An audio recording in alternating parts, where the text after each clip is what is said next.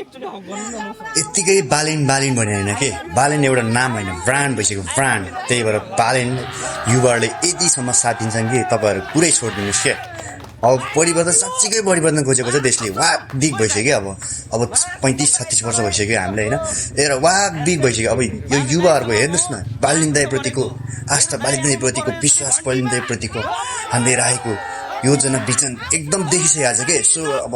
यसपालि नगरे कहिले गर्ने यसपालि चाहिँ अब बालिन दाइले नै सपोर्ट गर्नुपर्छ बालिन दाइले सपोर्ट गर्नुपर्छ भन्दाखेरि जापान मात्र होइन कि सबै देशभरिबाट घन्टीले छाप बाँधेर बालिन दाइले सपोर्ट पुग्छ प्रधानमन्त्री बन्नको लागि त्यही भएर यसपालि भोट चाहिँ बालेन दाइ सम्झेर घन्टीमा ड्याङ ड्याङ है साथीहरू त्यो गर्न यस्तै छ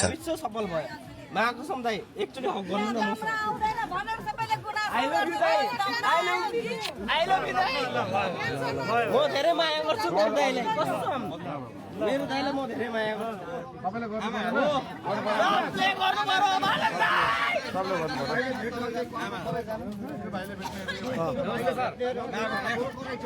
अलिकति दाइ